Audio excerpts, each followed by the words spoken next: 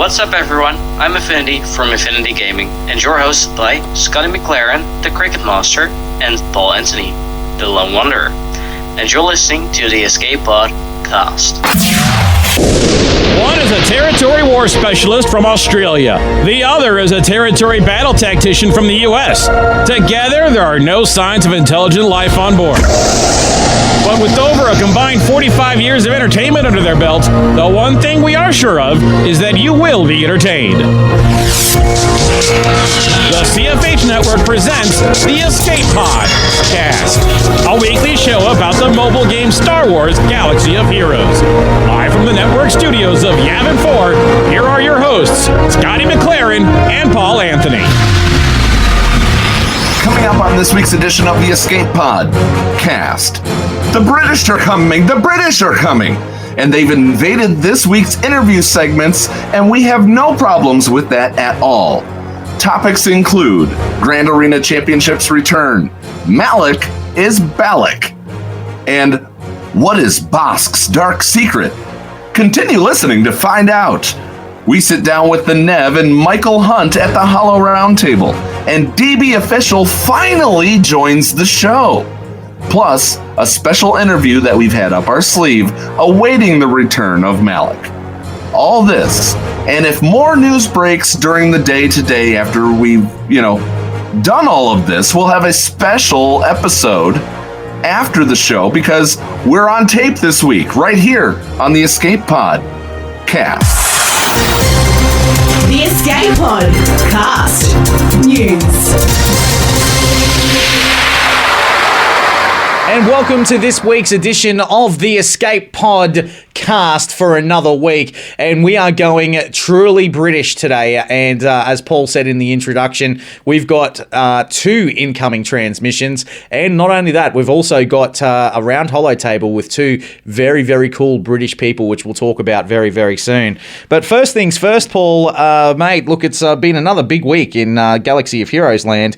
And I don't know if you noticed this, but if you go into your weekly shipments, you'll be able to use your ally points to actually purchase 10 Kyrotechs.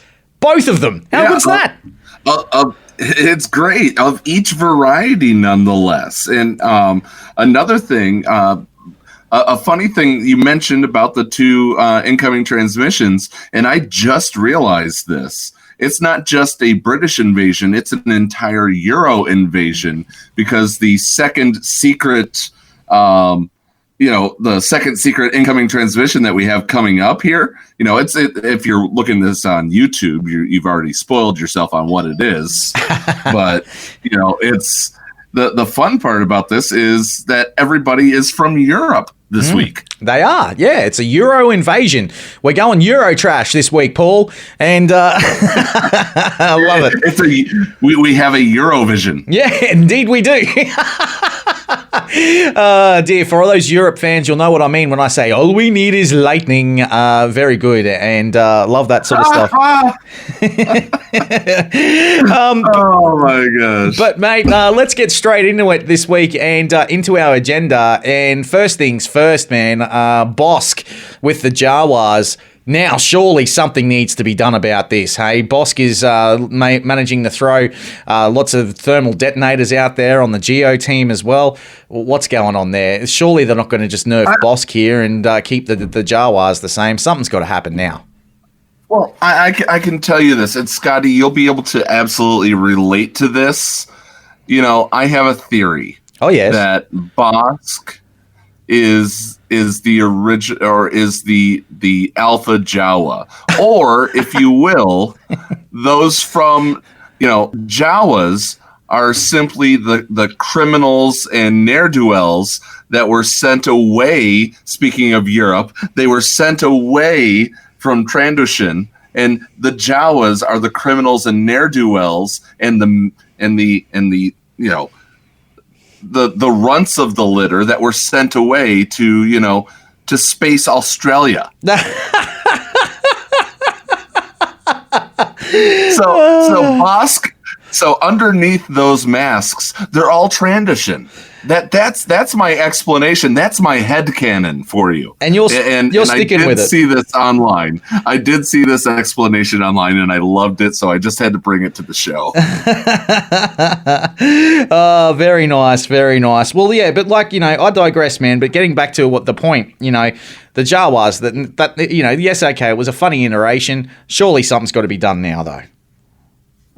It does, and they absolutely will. They'll just find the bug in the code and take it off. And no pun intended with bug in the code, with it being against the brute, the brute alpha.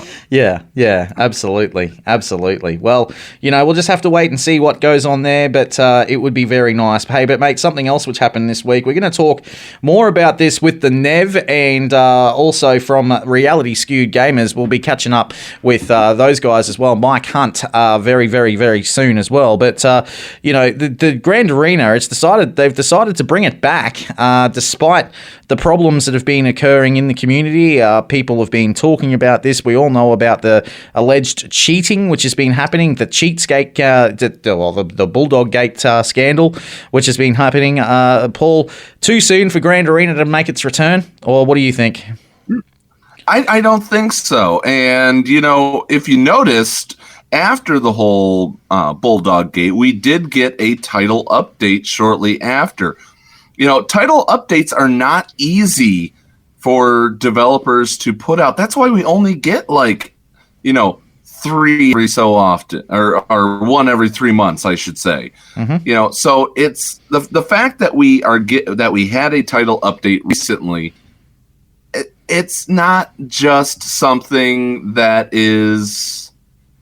It is a truly big deal when we get them. So if you think that they didn't sneak any countermeasures in there, you're fooling yourself majorly. Okay, well, let's just hope so. And I look forward to seeing what the next post is going to be from Capital Games as well. But I do like some of the titles and things like that, which have managed to make their way into the game through this particular iteration of Grand Arena. It's going to be good. Yes. It's going to be good. So I'm looking forward to that. The thing is I don't know. I want it a lot, but I'm not sure that I want to tank so hard as to guarantee that I get it.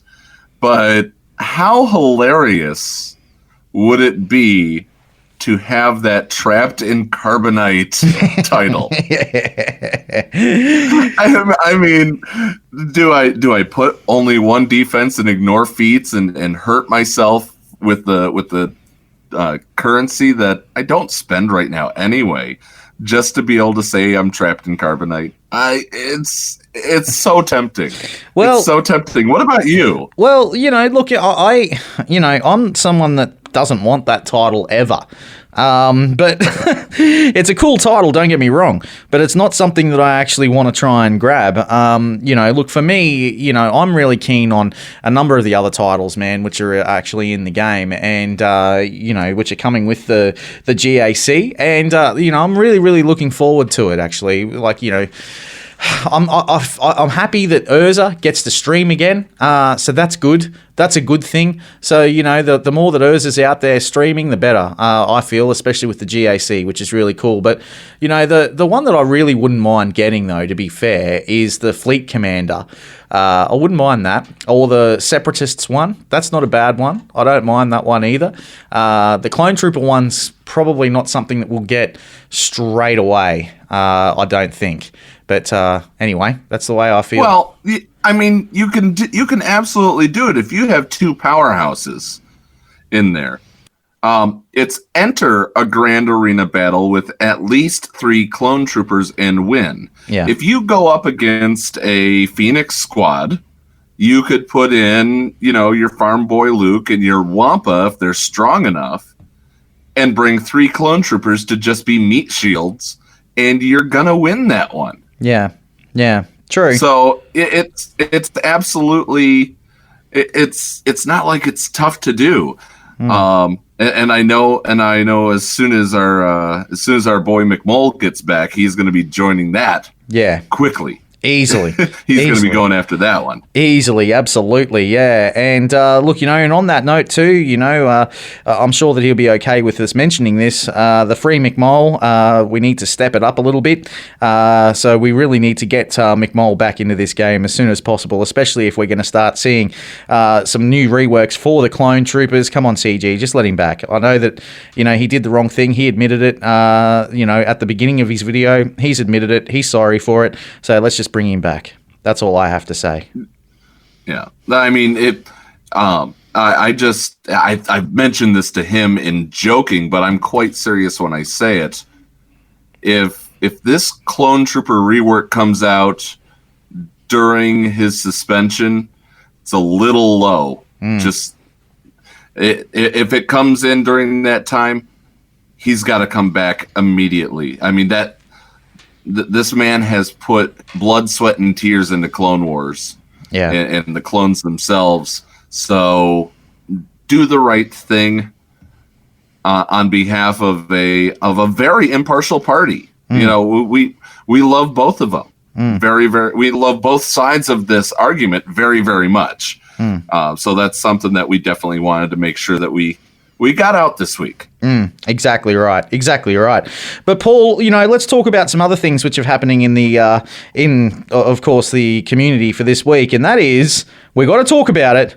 Malak, he's back. And people are back out there. They're grabbing their Darth Malaks at the moment. And I got to say that I'm quite happy, Paul, because, I've managed to get him the second time around. I probably should have got him on the first occasion. But, as you and I both know, it didn't take me long to get him on the second occasion. But, yeah, it's very, very cool, man, to finally have that Darth Malak in my account, man. What about yourself? What's going on there? Man, I'm going to be trying throughout this show. I'm going to see if I can get light side Malak done or not. I'm on the fence, buddy. I think that I got this, but it'll happen. We'll figure it out. During the Escape podcast for kids. I'm sure I'll have a few shots at it, or at least a few starts of an attempt. And while we're playing back our interviews, I'm really hoping that I can possibly get this. Well, man, I'm hoping you do too, brother, because, it's he's an important character going forward, and he's certainly someone that you want to platoon straight away. So... yeah. Platoon your Malak. I have no Malak. Rip his arms off. Oh, you mean this Malak? I loved that meme. Absolutely.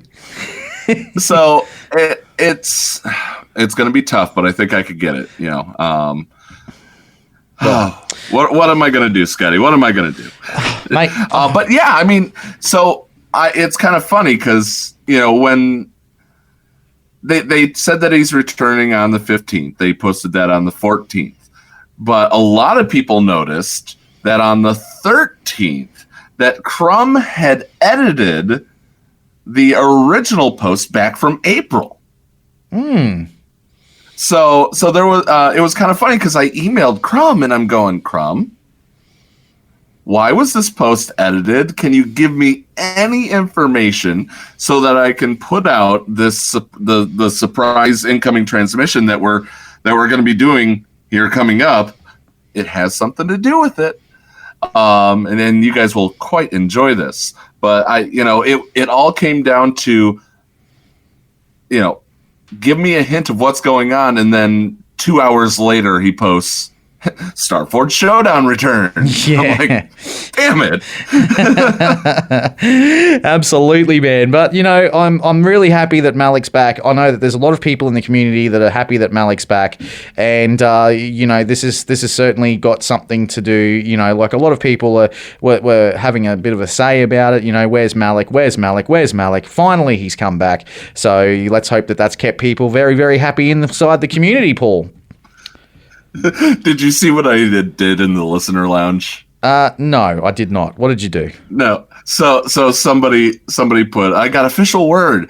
CG delays Malak every single time somebody mentions him by a day each time, and then I put it on there. Malak. Oh, very nice. So, and then Wally got mad at me. He was like, he put up his little riot emoji. But you know what?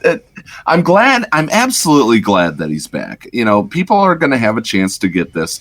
As a TB officer, for those that had not saved up Guild Event Token Mark 1, you know, I'm really truly thinking, you know, once we get to a certain threshold, let's go back and get that dark side territory battle clear. We've got the light side taken care of. Yeah. I'm going to be looking at rewards to see what is the best one for us to be able to do to get as much as possible. Because, Scotty, the number is 7,050. It's a lot. 7,050 crystal or Guild Event Token currency in order to 7-star him once he's unlocked. And we know that we need him unlocked at 7 stars in order to fill the missing platoons. That, and for us, that and Emperor Palpatine's shuttle. Yeah. Well, look, you know, having said that, man, you know, the Palpatine shuttle, I mean, yeah, I know it's a tough one to get, and a lot of people are probably second guessing about that. But, you know, look, for me, I don't mind using a Palpatine shuttle. I mean, like, you know, it does work in the in those ships battles, actually, especially in the Dark Side Geonosis territory battle. It can work, Paul, that the Emperor Palpatine shuttle. It's well worth gearing up. And we'll talk more about that with DB Official a bit later, man. Yeah, it does, but you have to pair it with another ship that is also a little bit of a pain in the butt. We'll get to that. We'll absolutely get to that. And you know what, Scotty? Because of how packed this show is, I think we're going to throw it to an early break, get into the Holo Roundtable. After that comes DB Official, and then our super secret special interview that we've been holding on to for the return of Malak. What do you say, Scotty? I say that sounds pretty good, so make sure you hang around for that. Also, the Nev still to come as well, right here on the Escape Podcast. Hey everyone, it is the heartthrob of the Outer Rim, your boy Urs, and you are listening to the Escape Podcast with Paul Anthony and Scotty McLaren. Boys, I think I speak for all of us when I say you are hot, you are red hot. Michaelis Modding Mayhem is the premier remodding service for the game that we all love, Star Wars Galaxy of Heroes. With some of the most affordable rates in the industry, Michaelis will rebuild your roster from top to bottom and give you consultation on where to go from there.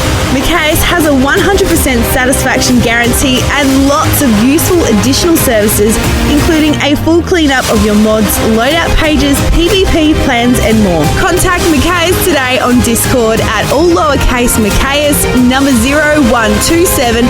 That's MIKAYAS number 0127, or at michaelismods@gmail.com. Michaelis Modding Mayhem, the official remodding service of the Escape Podcast. Hey there, Escape Padawans. Everyone's favorite llama here to remind you that the Escape Podcast is on social media. That's right, we're on Facebook, we're on Twitter. So give us a like, give us a follow, and stay up to date on all things in-game and in the Escape Pod. Our account links are down in the description or on our Discord server in the Show Links channel. See you on the net. Hey everyone, Biscuit Weasel here from the planet Coruscant and the HSTR project. Some of you may have seen my latest videos about my modding and Grand Arena strategy, but I want to help you personally. Head on over to patreon.com/biscuitweasel, that's Weasel with a Z, and check out my new Patreon rewards. And while they last, the first 10 people to sign up at the $10 level will get the whole $30 package for their first month. That's patreon.com/biscuitweasel. Remember, that's with a Z. Today.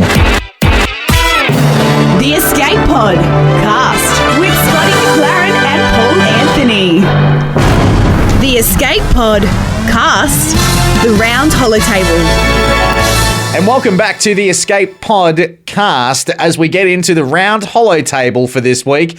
And I'll tell you what, the London Bridge is falling down on this very British edition of the Escape Podcast. We've got two awesome content creators joining us in the round holo table today. One of them you already know. The other, well, we're going to introduce you to him today. He goes by the name of Mike Hunt. Hello, my friend. How are you, sir? I am very good. It's almost midday here. So, I'm on my 7th coffee of the day. Shakes are just about kicking in. Oh, very nice. And the other content creator that you guys all know, you all love him. He's a part of this show. And not only that, he's also someone that likes to have a cup of tea, especially before sunrise. The Nev. Hello, mate. Hello, Governor. Welcome coffee. Don't drink for an Englishman. I usually I don't drink tea. I drink coffee. But I've been on the coffee as well, like Mike. So yummy. So we should preface this and let people know that we, of course, do record our interviews. This one's being recorded Thursday morning for the U.S., Thursday night for the Australians. Smack dab in the middle, of course, is our friends in the UK. And, it's great to have you guys. You know, when Scotty and I initially thought about doing this UK version of not even UK version, a whole European version of the Escape Podcast, we were like, we definitely have to get Nev, but who's going to be the other one? Who wants to be the other British guy? And then all of a sudden we thought, reality skewed gamers, let's go with Mike. So definitely pleasure to find a time that worked, even if it is, almost 6 a.m. my time. Yeah, thank you very much for considering me. It's an honor. And hopefully I can represent the UK to a level that's acceptable. Well, boys, I have to say that you are representing the UK that's very, very respectable as well, especially when it comes to me, mate, the Nev. Nev, mate, the Ashes, it's going down at the moment. You and I, we've got a bets on at the moment, don't we, brother? Yes, we do. Indeed, we do. We have a Gear 13 bet on. Yes, we do. Since I won the previous bet. What was the previous bet that you lost, Scotty? Remind everybody. Oh, yeah, that's right. Yes, I had to Zeta my veteran Han, and mate, he's looking pretty solid there at the moment with that Zeta, but he's only a Gear 9. And how's your veteran Chewbacca looking, mate, after the first Australia absolutely dominated you after the first test match, champ? Hey? Well, he's fine, and he'll be fine as he is, because I'm not going to lose. I'm not going to lose. I'm not going to lose, and I won't be taking my, my veteran Chewie to Gear 13. I have no doubt. No doubt. Oh, okay, all right, Mike. Let's let mate. You are of course a British umpire for us here tonight, and on the Escape Podcast. And mate, who do you think's going to lose this one? Hey. I think the spectators will lose. Umbrella sales will go through the roof, and you're going to get an atypical British summer, which is very similar to typhoon season anywhere in the southern hemisphere. I can't believe walking back to my car yesterday and the rain was coming sideways at me. I mean, it's hitting me straight in the face, and it's like, what? Oh yeah, it's summer, of course. This is what we get. Yeah. Well, boys, the cricket is always good, but we have got you here for a purpose, and it's not just to talk about cricket, lads. As much as I'd love to chat about the cricket, and according to I guess you could say the polls at the moment over the forum posts, looks like the GAC is back now. Mike, from Reality Skewed Gamers, man, as someone that absolutely loves the GAC, man, what's your take on this, especially after the whole cheat gate? Oh man! So I actually put out a video. I didn't entitle it to label it, but I did a complete rant that I couldn't believe that CG decided that the way to deal with whistleblowers was to ban them. I'm still gobsmacked by it all. I also found it really interesting that I lost my last battle, and that included putting out a 3 Gear 13 Sith Empire squad, and the guy beat me averaging 58.75 banners per battle. I also had Gear 13 Night Sisters as well, and I found it really interesting that this article comes out, and I'm looking at this thinking, how did he do that? I was expecting a much closer battle. I know some of the squads I put out were not squads, but they still should have taken some damage, and so for me, the fact that Bulldog's on a permanent ban, McMole is on a 28-day ban, and the devs haven't said anything about the actual addressing of cheating. I mean, I still have a ticket open, as far as I'm aware, from tournaments where I actually recorded, and Smithy D did the thumbnail for me about how is this possible, and people doing things, and the fact that was tournaments have been gone for over 2 years, and yet this is still a subject that everyone talks about, but very quietly, because of course now CG are operating on like the Sith mentality. There is no grey, it's black or it's white, and I don't quite understand that. The two of them have a discussion of who are we banning. Right, we'll ban both of them. There you go. That will shut everyone up. No, it won't, mate. It will not shut us up. We would like some engagement from CG about actually what they're doing. And the irony that the Bulldogs hacked account, I'm just going to say hack, I'm ancient, so it's still hacking. His hacked account is still live. So they they found it. Yeah, they have found it. It is gone.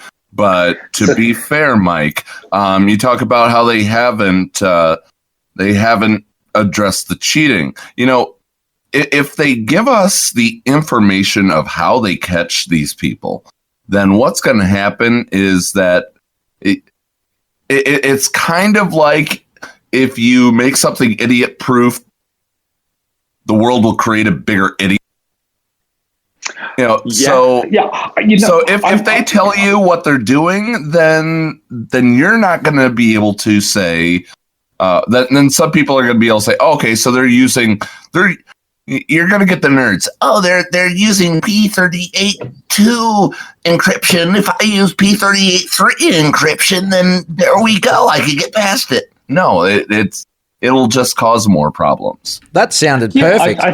I think just a log of you were attacked by 8 different teams. These were the teams, and if you see the Mob Enforcer one shot your Sith Empire squad, you can think, maybe some foul play is being used here. Right.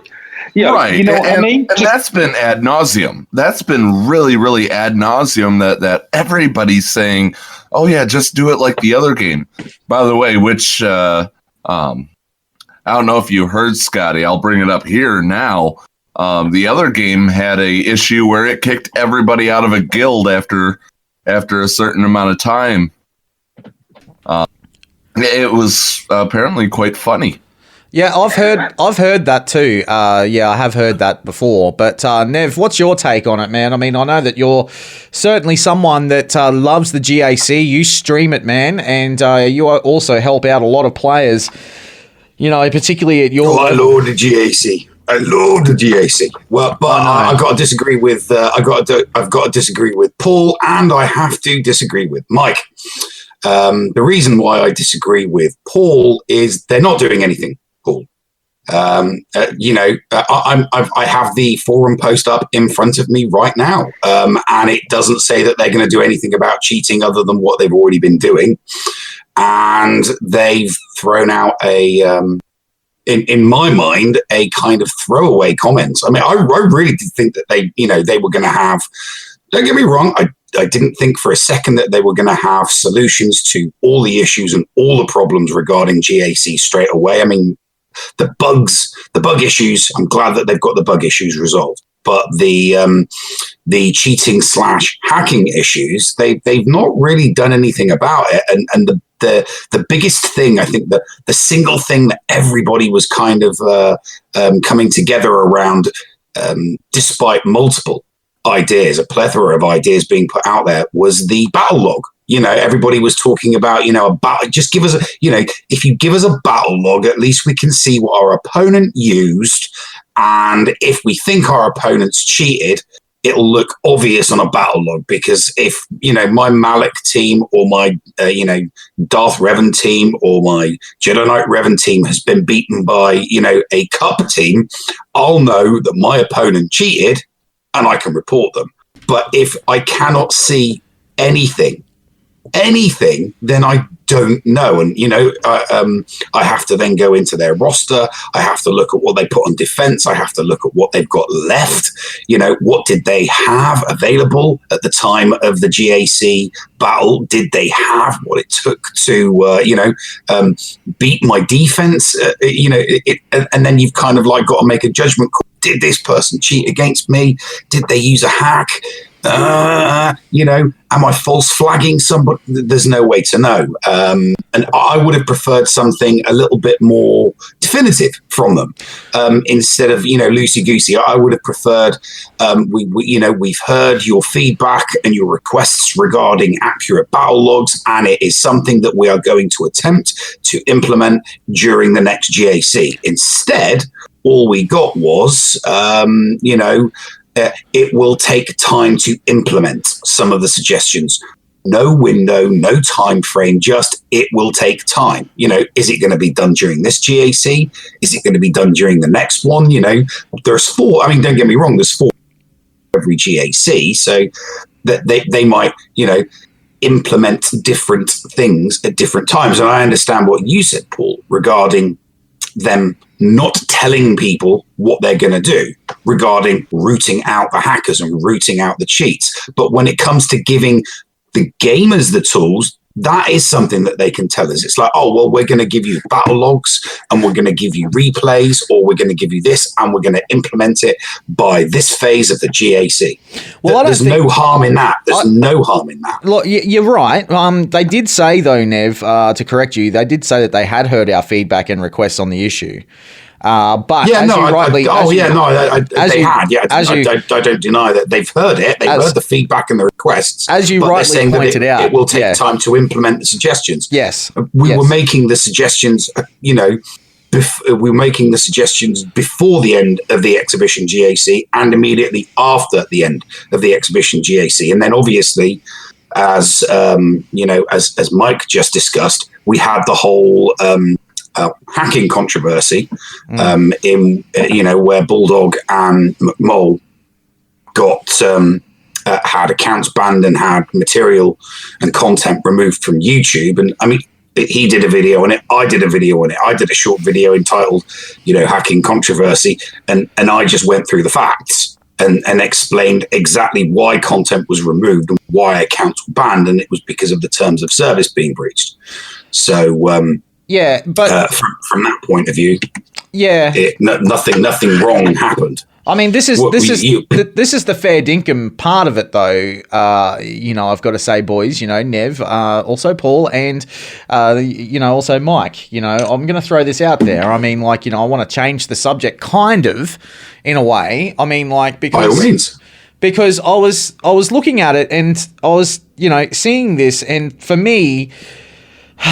I don't know how I feel about this. They say that they've actually changed the matchmaking. They've done some bug fixes. They've done some anti-cheat improvements. And there's going to be new titles and portraits. But they don't actually, apart from the portraits, they're not really going into too much about the matchmaking and how that's really changed. I mean, they say here the first big change is the matchmaking now includes division players, so players should no longer encounter opponents outside of their division. That's a good thing, I guess, but you know, no, that's a good thing. Yep, especially for the higher division players. So people in Division 2 aren't going to face people in Division 1, which I would agree is completely unfair. Yeah, they will be monitoring how. Yeah, they say they'll be monitoring how these changes impact matchups in the next championship, and they'll further refine matchmaking in the future. That's all good and well. But what worries me is, okay, I'm nearly at 5 million GP, guys. And sure, okay, I should be taking on the big boys. That's the way it is. But what worries me, though, is if there's like a 3.2 million GP player and they're taking on a 3.6 million GP player, these guys that are severely focused at 3.2 million, which is good, they know how to play the game, taking on a 3.6 million, I guess you could say, whale, that concerns me. Why? I'll tell you why. Because these guys, there's two different, as we know, if you saw Cubs fan Han's video through the week, there's actually 10 different types of players that play this game. But one of the things that I've got to point out is that you've got two different players that are actually talking to you guys right now. You've got one that's got a fluffy account in Paul, who just does things for territory battles, and that's the way he does things, and that's how it is. Then you've got someone that's interested in just the PvP content and severely focused with their roster on what they are going for, especially in, Grand Arena and Territory Wars. Whereas Paul, he's more looking at things like, territory battles and how he can up things with that. That's my only concern. I would like to see the TB guys be facing off against each other. The TW guys, let's have some fun with that. So I just wanted to go back to something. I found it quite amusing that they've removed the spend 1 million credits because that's not in keeping with the game.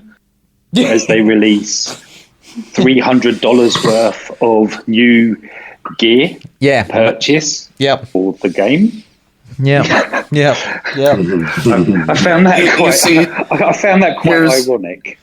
Here's the problem, Mike. The achievement was supposed to read spend 1 million crystals. Yeah. Yes. Yeah.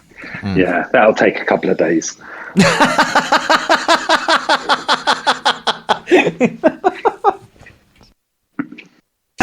No, there's the one thing I think regarding GAC, the one thing that's really bugging the crap out of me, and one thing that's really good is the tiebreakers.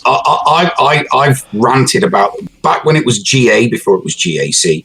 I had a right old pop at CG, and I did a little bit about it because I lost a GA to an opponent on a draw because they had a higher total GP than me, but they had a lower character GP than me.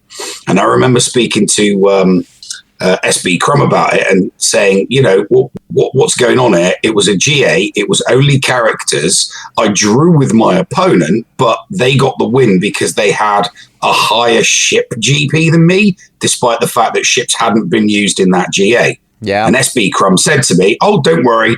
That was something that we forgot to do. We forgot to roll that change into GA, but don't worry. Yeah, technically you should have won, but we'll make sure that a draw is only determined by character GP by the next one." And I'm looking at the update, and they've reverted it back to total GP. So you are in a GAC battle with somebody, and you have a higher character GP, and they beat you on total GP because of their ship GP.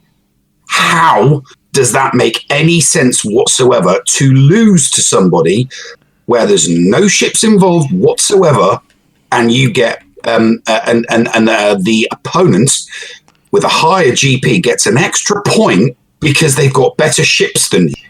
Well, that makes no sense to me whatsoever. So I'm annoyed with that one, but I am happy with the non-participation. I'm going to throw this over to Mike because I'd like to hear Mike's take on this, and then Paul will come back to you. Mike, go for it. I'm sorry, I'm locked in on Monty Python. The prize goes to the woman with the biggest boobs. It's just, yeah. This comes back to kind of like, you know, the Sith kind of mentality, isn't it? I don't get it. You know, don't worry. We know that you lost, but don't worry. We'll sort it out for future. Hello. Yeah. My issue is that I lost on a technicality that shouldn't have been employed here, and you're telling me not to worry. You're prepared for me to take that loss. Yeah, it's not good enough. It's not good enough. I mean, that also comes back to like the Javas. We're aware, you know, we're aware that the Javas, you know, interaction with bugs is broken, but we think it's funny and it's remaining. Yeah. What message do you really want to send here? The message you're sending here is effectively, you know, depending on your mood on that day, dictates what you're going to do. Well, the same thing could be said about backwards and forwards. That's not a way to conduct anything, especially with the amount of investment that goes on in this game. Well, you're right. And, you know, the same thing could be said about that Bossk interaction too with the Jawas. So I dare say that something's going to have to change there. But, Paul, I'd like your take on this, man. Look, it's time to throw yourself into the ring as the territory battle specialist, the man with the fluffy account, the man that does everything for territory battles. What's your take, bro? You know, I still maintain what I said in the first segment about the Bossk Jawa interaction. But the whole thing is, if you have put work into your roster, and sadly, and Nev, this is where I sympathize with you, but I appreciate how it's done. You know, if somebody has put work into their roster when it comes to their ships, if they're upgrading their ships, if they're taking ships as the serious part of the game that it should be, then yeah, if we tie in a hard-fought match and my ship's GP, and actually this kind of justifies it when I think about it, if my ship's GP brings me above you, if I've beaten your larger character GP roster with my lower character GP roster, because my GP is larger because of ships, then awesome. I'm doing the right thing because I put more things into the game. You just but it's not though. If don't get me wrong, if I actually personally think it should be the other way around. I think that the character GP, in the event of a tie, the person with the lower character GP should get the win because they were at a disadvantage. So they should get the points. But to say, hey, even though we haven't used this at all, ships haven't been used at all, we're going to determine a tie based on the ships. That's wrong. But I do actually agree. Character GP, if it's a tie, the person with the lower character GP should get the extra point because they've had to, fight harder for a draw than the person with a higher GP. So here's my solution. We already see it when it comes to territory wars. We see a leaderboard for it. How about the GP defeated on defense? So if you're saving your huge Revens and things like that for offense, and you put all these little itty bitty teams on defense, then if you draw against somebody that's put major things, the higher GP that you've defeated ends up being the tiebreaker. That would be my person. Paul, don't tell everyone my strategy, I would man. agree with something like any metric that creates something different, I would be happy with, other than just simply saying you've got a higher total GP than that person, including ships, even though ships weren't involved, you lose. They win. And it's like, yeah, it's not fair. But like you just said, if they take something, if they take a statistic from that person's defense and a statistic from that person's defense, and that person had that person held with a weaker defense, or that person held with it doesn't matter how it's done. A tiebreaker needs to be decided in a way other than total GP. Okay, fine. A coin flip. Simple as that. A coin flip. Anything it needs to be something else. It really does need to be something else. I'll tell you what. There's an easy way. There's an easy way of fixing this, boys, and it's quite simple, really. I mean, you just get a couple of guys on Skype together, man. Like, so you and someone else, and you play scissors paper rock. Whoever wins that game, man, they win. Happy days. Rock, paper, scissors, lizard, Spock is the correct game. I think you'll find there, Scotty. Thank you, Nev, for putting in the additional 2. I was actually going to add it myself, but you beat me to it. That's cool. Or both people get one guildmate, and they do a 3-legged race at E3. Yeah, egg and spoon race. Happy days. But speaking of ships, I want to get into this because this is something that we need to talk about in the round holo table. And that is the fact that, look, something which you guys may have seen with the reality skewed gamers is that something that Mike's been investigating quite a bit is that the Millennium Falcon tends to assist all the time when the characters are on defense. But when you're actually on offense and you're facing against the Millennium Falcon, tends to not give you that assist as often as what you'd like, Mike, and that's something that you've been investigating quite heavily. Mate, my phone's all turned into a spaceship so many times, or at least attempted to fly, because I get so annoyed with this. Yeah, constantly. You go, nothing happens. You get an assist from MILF because it's written into the code, and therefore it has to do it. But any of the others, you're just looking, thinking, well, go on. And then they go, and you're waiting for like 20, 30 seconds because the MILF goes, and then the Bistang goes, and then the Biggs goes, and then they all assist each other. And you're looking and you're thinking, where's my hound's tooth gone? Yeah. And it's over and over. I don't understand why. I must admit, I haven't released anything on there, but this one's been doing my nutting for the past few weeks. The other thing is just that it's becoming a chore. It's becoming boring. It really is. I mean, we've had like stale kind of metas, in Arena. But this one just really sucks. The fact that you kind of penalise that on offense you won't get the assists, whereas defense AI just seems to have perma assist. Yeah, I've noticed that myself. Especially when I'm trying to do my climbs, to try and get to number 1, and I have noticed that. I do yell at my iPad or my iPhone whenever I'm using it, saying, "Where's the goddamn assist?" But it's happening all the time. Yeah, all the time. Yeah. Yeah, Paul, has this happened to you? Have you got the MILF, man? Are you? Is this happening to you, brother? Of course. Yeah, of course. I've got all the ships that I've got everything at 7-star except for Malak, which if you guys start talking cricket again, I'm gonna start playing Malak right now.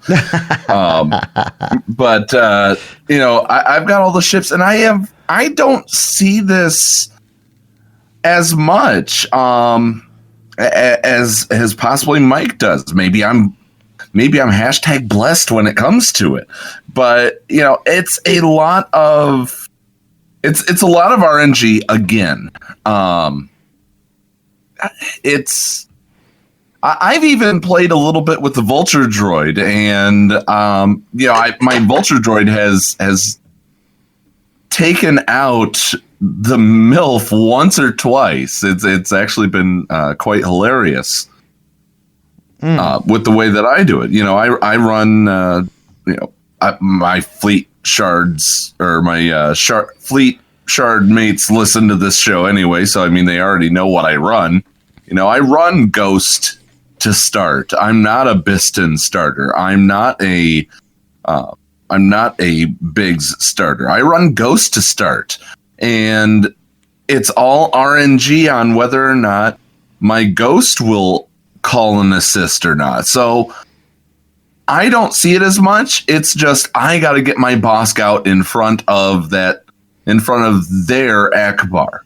That's the goal for me, and it doesn't matter at that point. Yeah, I do see it though.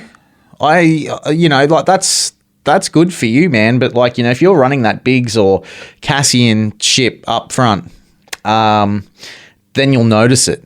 It's particularly with those lineups, isn't it, Mike? Yeah, it really.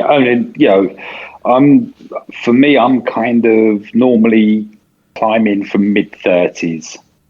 So that's really what I'm facing. I face a couple of interesting comps, and I must have. That's the other grievance here is the fact that we've got 40 ships. Is it now? And we really are restricted to running one faction at any one time, and that needs opening out. Well, but that's just a personal thing. I'd like to be, Star Wars, kind of does allude to the fact that they travel from planet to planet and there are ship battles. Let's use more than one faction, please. Yeah, I agree. But know this, Mike. I mean, it has been dominated by a Millennium I'd like to Falcon meta, but this is, you talk about factions. Okay, cool. I'm hoping that it comes down to, and this has been my mantra ever since, paper, rock, scissors. So Lizard Spock. Sadly we do have five different capital ships at this point. So it is, rock, paper, scissors, lizard, Spock, but I want to see certain teams beat other certain teams, and it be full circle. So when Malevolence comes out, it'll then be paper, scissors, rock. Yeah, I think so. But yeah, and the Negotiator. The Negotiator's that ship. Ahead on that one, 75 of 140 or whatever. But see, that's the other one that because it hasn't come out yet. The Negotiator, so so to speak. I mean, one person got it because of something that they said to CG, but and it was taken away. I would have maxed out my refreshes recording on that. I'll tell you. Oh wow! I think we all would have. I think we all would have, to be fair. But you know what? It is what it is. And, the way I see it right now is that, look, the ship, you're right. The ship meta is stale. But having said that, I just think that there needs to be maybe something looked into, especially with that Millennium Falcon assist when you're on offense. It's certainly something that you need, Mike. Definitely. And also, of course, the Phantom is the new TIE fighter. It dodges and doesn't, it dodges everything now, doesn't it? Yeah. I hate the Phantom. It's the new Imperial TIE fighter. Since they nerfed that and you can hit that one now. Yeah. Well, I'll tell you a team. No, I won't. I will. I'll tell you a team that actually does work, and people don't like to hit it, and that is Sun Fac on your reinforcements. Oh God, I hate that thing. People do not like to hit. See, I like it because I just bring in Ghost as my first reinforcement, stealth MILF, and then absolutely wreck. Ghost is a fantastic reinforcement against the Sunfac. Yeah, the other side. You don't even need the when it reinforces. If you can use that ability the first time. Yeah, he's not in my starting lineup. The Ghost. No. I had tried it. I must admit, I do. I like if I see a comp with Ghost in the starting lineup, I know that they're down one ship from the get go. Yeah, because that's going immediately. So, yeah. Yeah, I'm in the same boat. If I see a ghost in the straight up lineup, you know, I'm targeting that group. Absolutely, Yep. I'll go for it. But you know, moving right along, boys, and look, Darth Malak, he did come out today. I mean, as we know, this has been recorded, and on the night that, in Australia, that Darth Malak was released. He was released only a few hours ago at the time that we are speaking. And first of all, boys, have you got him, Mike? Yeah, you see, so fortunately, I didn't realise how hard he was to get, so I got him before I knew first time round. With my alt, I've got to be honest, I've parked my alt so far away from getting Canderous to 7-star that I've switched, and I'm now farming Brood Alpha for the GOTB, and I'll come back to Malak. I'll come back to getting ready for Malak later on. Yeah, right. Nev. But yeah, that was. Nev, where are you at? Well, me, obviously, my YouTube account, my Pom-Pom-tastic one's a million miles away from it, but my Merc account is, my Merc account has been ready for it for several weeks now. So, yes, very, very, very much looking forward to doing the Malak event. I'll be live streaming the Malak event. Actually, this is pre-recorded, so I will have live streamed. I will have live streamed the Malak event with Xylo Takedown, who is going to help me do a nice little walkthrough on my journey to getting Malak. So I must admit, I'm very happy with that, because I've been kind of holding off upgrading my my Merc account from going over that 2.5 million threshold, which you kind of like bump you up the divisions in GAC, and I kept on saying to myself, I'm not going to go up. I've not gone up in divisions until I get my Malak. So now I'm going to get my Malak. It just kind of sucks that, A's only going to be 5 stars. Paul? B's only going to be gear 8. Paul, where are you at? You haven't got him yet, have you? I'm got the right side droid down right now. Yep. Yep. So you're doing it right now. Yeah, I'm doing it right now. Okay. I'm gonna see how it goes. All right. Well, you're doing it right now. That's not fair. Well, earlier, just prior to us doing this chat, guys, I actually unlocked Darth Malak. Finally, I can say that I've done it, and I never want to do that event ever again. But How long did it take you? Oh, man, I started it at about 5 p.m. Australian time, and it took me until around about 8:30 my time, so 3 hours. But having said that, 3 hours? Why did it take so long? Well, it's because I got the strategy wrong, and I thought I had the right strategy, but I didn't. And I will admit this. It's actually Bulldog that actually came out with a great video not so long ago in relation to the right strategy to get Darth Malak. Everyone else that tries all these other little strategies, like the mobile gamer one with trying to get the little Jedis down into the red over on the sides, and then you attack the droids, every now and again, then you keep going back and you keep attacking the other sides, and you just do the mass hit and you try and get Darth Malak and all that sort of stuff. That's great. If you got him that way, congratulations. It doesn't always work. And I can explain that because, for me, that's exactly what happened. It did not work for me doing that strategy. Trying other strategies that have been out and about, they haven't really worked. But what I have found that did work is that Bulldog strategy. And this is it. I'll explain it to you. I do admit I do tell people you've got to go watch this video if you want the full thing. The idea is that you attack the droids. When there's no droids there, over on the left-hand side, not the right, go left. Attack those Jedi. Are you talking about the light side battle or the dark side? The light side. Light side. Light side. Light side, right. That's okay. the hard one. The dark side one, it doesn't really matter. The dark side one's easy as hell. But the one on the light side, so attack the Jedi over on the left. You take down one Jedi, but I'm not saying that you bring him all the way down. You just hit him enough. So that then when you have to attack Malak, and you've got Zalbar and you've got mission assisting, right? And Malak then sucks, he's going to suck the least healthiest Jedi. That's what he does. So you want him to take out those ones on the left-hand side, because let's face it, if you've got Zalbar and you're going for 5 of those, I guess you could say, armor shreds, if you want to get 5 of those, well, you want Malak. If he's going to suck up anything, he's going to be sucking up those things on the left, not the right. The right-hand side, that's where it's problematic. That's where you have to restart, because there's no way of getting through him.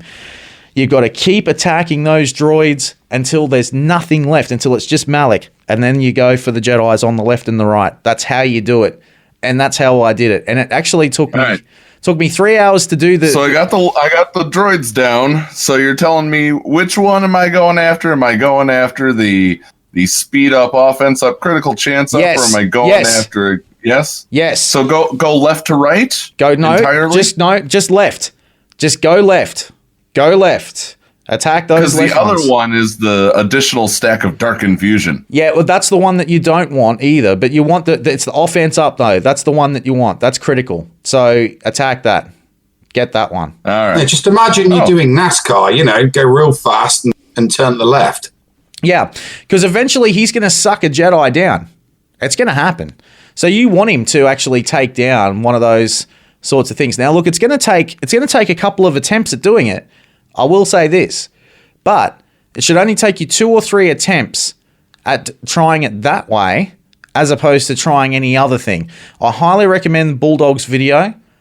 I'm only summarizing it. I've got so much homework to do today. I've got Xylo's Xylo from Takedown Games. Yeah, man, he knows his stuff. His video to watch as well before we do the walkthrough tonight. Yeah, he knows his stuff, man. You got a great content creator on your side, man. Xylo's perfect. But Bulldog's video, guys, I'm telling you, if you want to get Malak straight away, that's the video to watch. I want him straight away. I do not want to be streaming for longer than an hour. I really don't want to be streaming for 3 hours. Watch Bulldog's video, man. Literally, it took me. It does take a long time to do the battle. I'm going to be honest. It takes about 20 minutes. But once you've got that 20 minutes and you've got it, man, the elation. It comes down to just absolutely hammering. Now, if you lose Zalbar and you lose mission, that's okay. You can't lose them, though, until it's just Malak standing alone. And then that's when you get Bastilla to put her stuff on Jedi Revan. Bang, smash him. Absolutely smash him. And that's how you get it. That's how I got it, and that's how it just worked. It's a great strategy. Bulldog's video, one-on-one.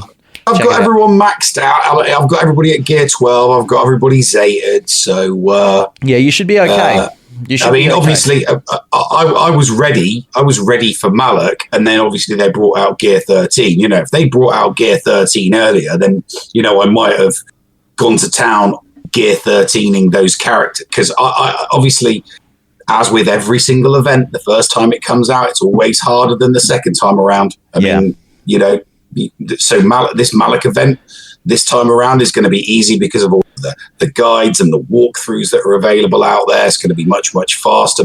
People will be more efficient in completing that event. Just like the Padme event. I mean, there's not a single person out there that will not say, yeah, Padme's so much easier after the rework. Now, there's no rework on the characters for the Malak event, but everybody's got the advantage of Gear 13 that they didn't have the first time Malak was out. Well, that's so there's going to be curious to see if there's anybody doing the Malak event auto with Gear 13 characters this time around. Well, that's true, Nev, but to be fair, I think that it would kind of be a waste to Gear 13 those 5 specific characters at this point. Oh, what you mean, like a veteran Chewie?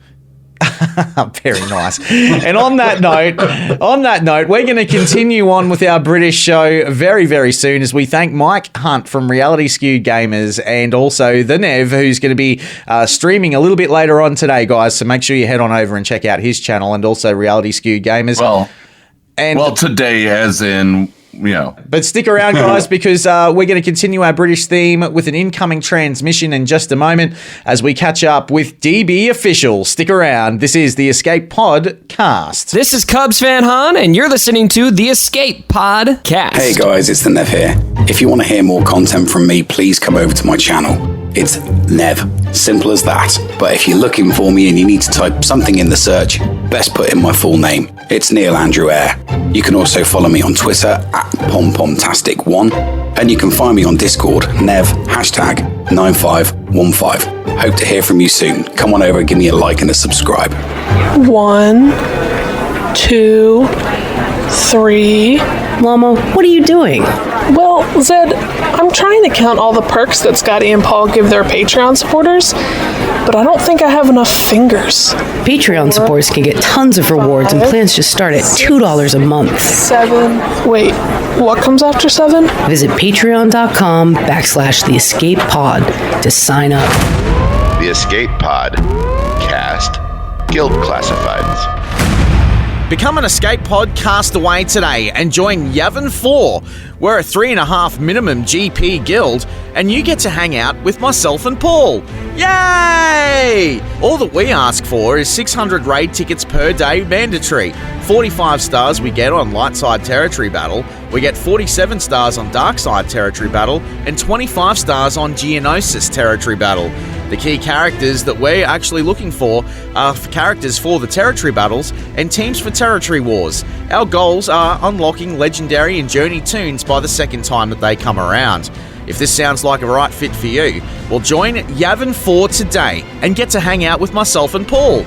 You also get to hang out with the lovely Savage Diva and Zed. How good's this? And also Tenpool. Shout out to Tenpool. Raid times are Eastern at 12 PM, 7 PM and 12 AM rotating, and we rank call the sim, and it's done at Guild Reset.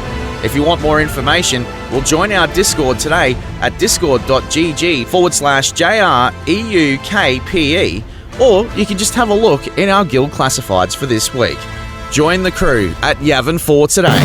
The Escape Pod cast with Scotty McLaren and Paul Anthony. The Escape Pod cast for kids. It's really cool. Hello there, boys and girls, and welcome to the Escape Pod, cast for kids, with me, the Nev.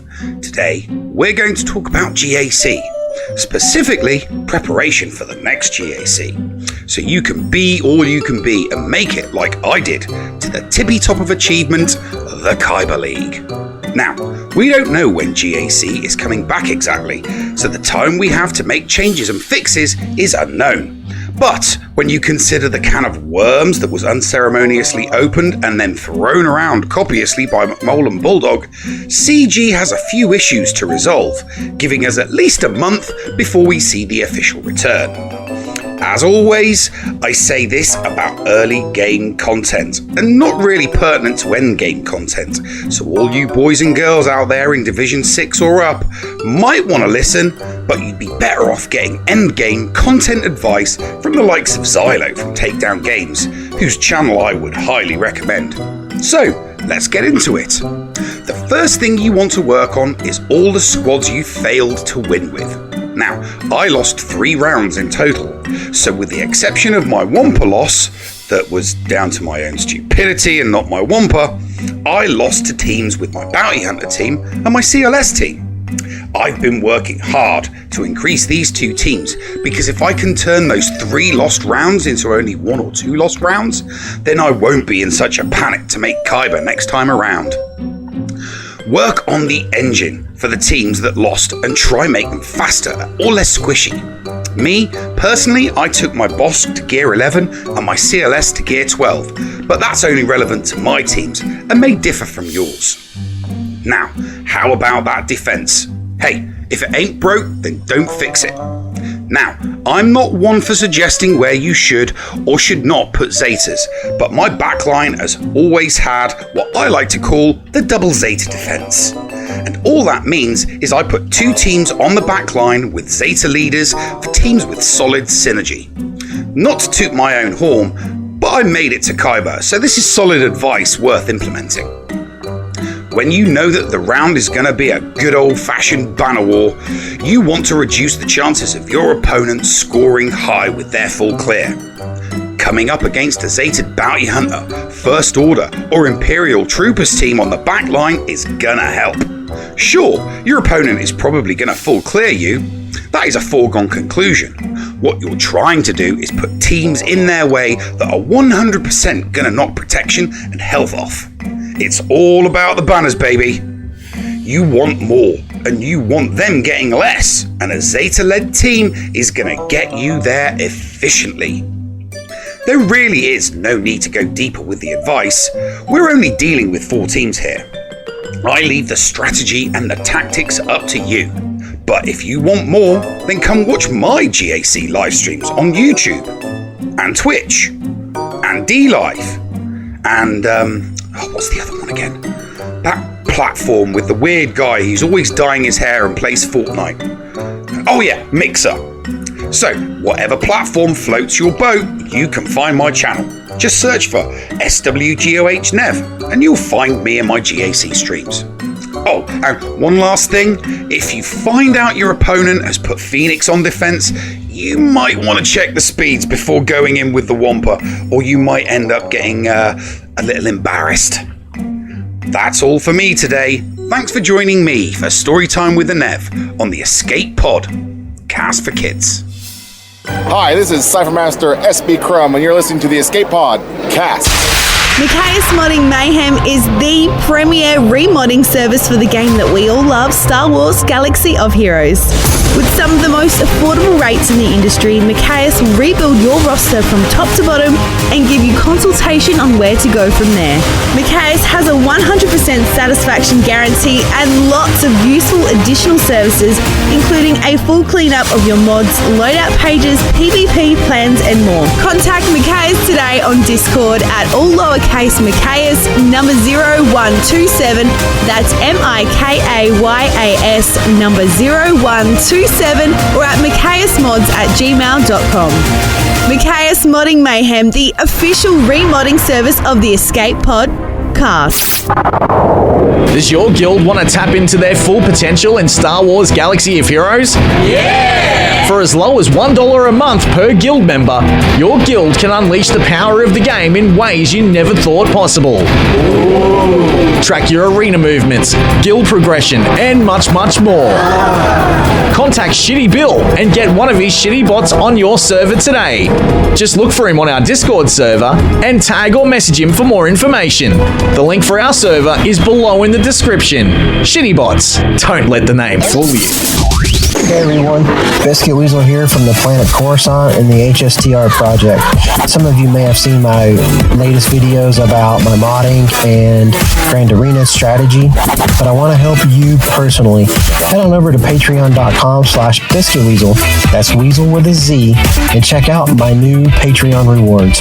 And while they last, the first 10 people to sign up at the $10 level will get the whole $30 package for their first month. That's patreon.com/biscuitweasel. Remember, that's with a Z. Today. The Escape Pod Cast with Scotty McLaren and Paul Anthony. Receiving incoming transmission.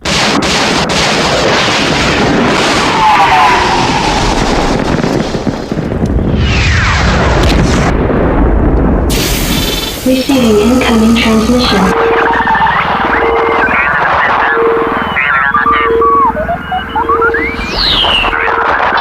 Receiving incoming transmission.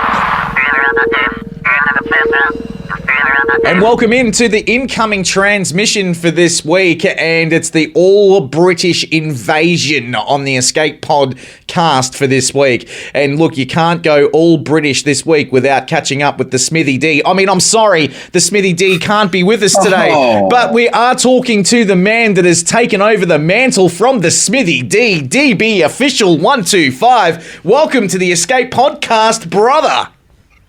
What's up, dude? How you doing? Man, I am extremely excited, man, that we have you joining us on the Escape Podcast with us today, brother. And look, man, first things first, you are probably one of the great theory crafters going on inside this game.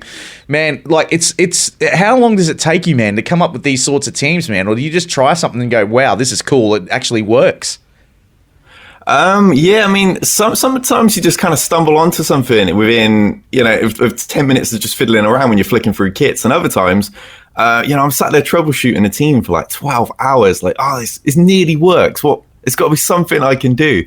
And, after a while, you're like, I don't know if this is actually really going to be viable in the end, because you're now there after like 2 or 3 days still trying to fine tune it. But it's really hit and miss, because I've probably had more teams that I've ended up scrapping in the end than ones that you guys have seen finally become fully successful. It's a lot of work. It really is a lot of work. Yeah, man, absolutely. But that's actually, that's one of the things I love about you, though, is that you will go and say, I tried to make this work. One of my favorites was, does Django beat Malak? I'm sitting there and I'm going, oh, please make it happen. And then you're at the end going, once in a blue moon. Yeah.